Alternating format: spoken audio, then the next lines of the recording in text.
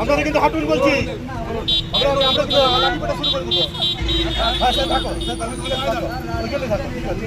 আদালতের নির্দেশে বেলদায় জমি দখল হস্তান্তর হলো শনিবার। দীর্ঘদিনের আইনি লড়াইয়ের অবসান হলো এই দিন। পশ্চিম মেদিনীপুর জেলার বেলদা থানার কেশিয়ারি মোড় এলাকায় একটি দীর্ঘস্থায়ী জমি সংক্রান্ত বিবাদের নিষ্পত্তি হলো আদালতের সরাসরি হস্তক্ষেপে। দাতন দেওয়ানি আদালতে জারি করা দখল প্রদানের পরোয়ানা কার্যকর করে এই দিন বিতর্কিত সম্পত্তির দখল ডিক্রিদারদের হাতে তুলে দেওয়া হয়েছে। আদালতের নথি অনুযায়ী এটি 2017 সালের একটি টাইটেল এক্সিকিউশন মামলায় ডিক্রিদার ছিলেন পদ্মাবতী পড়ুয়া এবং অন্যান্যরা। দীর্ঘ আইনি প্রক্রিয়ার পর আজ 21শে ফেব্রুয়ারি পূর্ব নির্ধারিত সূচি অনুযায়ী বেলদা মৌজার 161 নম্বর যে এল ও 516 নম্বর দাগের অন্তর্ভুক্ত একটি দোতলা শোরুমের উত্তর দিকের অংশ এবং সংলগ্ন বারান্দার দখল বুঝিয়ে দেওয়া হয়। উক্ত প্রক্রিয়া চলাকালীন কোনো অপ্রীতিকর পরিস্থিতি এড়াতে বেলদা থানার বিশাল পুলিশ বাহিনী মোতায়েন করা হয়েছিল। আদালতের বেলিফ এবং পুলিশ প্রশাসনের উপস্থিতিতে শান্তিপূর্ণভাবে এই উচ্ছেদ ও দখল হস্তান্তর প্রক্রিয়া সম্পন্ন হয়েছে। এই পদক্ষেপের ফলে দীর্ঘ কয়েক বছরের আইনি লড়াইয়ের পর ডিক্রিদার পক্ষ তাদের ন্যায্য অধিকার ফিরে পেয়েছেন।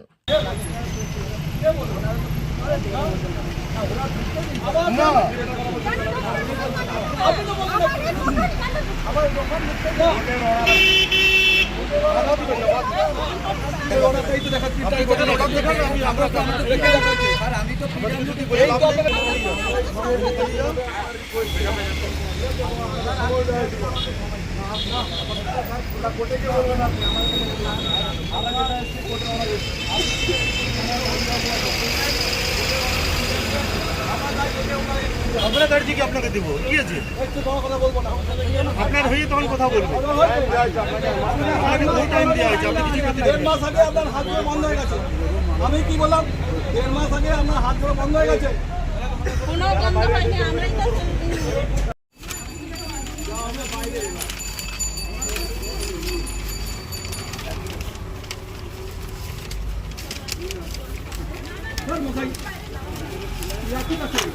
শঙ্কর আশিস পাহাড়ি, ঠিক আছে, সুভাশিস পাহাড়ি।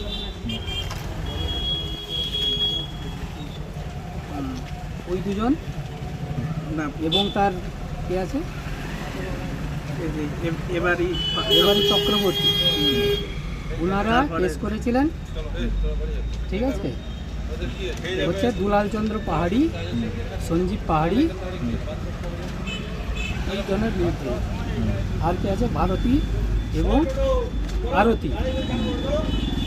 এবার এই এক্সিকিউশন কেস নম্বর হচ্ছে 197, ঠিক আছে।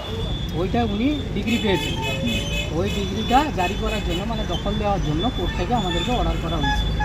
আমি দাতন কোর্টের নাজির হিসাবে এখানে এসেছি, ওটা পুলিশ প্রোটেকশন নিয়ে দখল দেওয়ার জন্য। ওই অর্ডারে মেনশন করা আছে কতজন পুলিশ থাকবে, কতজন কনস্টেবল থাকবে, কী থাকবে। আমাকে আজকে এক্সিকিউশন রিপোর্টটা আজকে দিতেই হবে, কারণ আজ লাস্ট ডেট ছিল। হ্যাঁ, আজকের মধ্যেই আমরা এই এক্সিকিউশনটা করে পুলিশের সহায়তায় ওটা কোর্টে আমরা রিপোর্ট দিব, ঠিক আছে। কি নাম আপনার স্যার? অংশুমান নন্দী।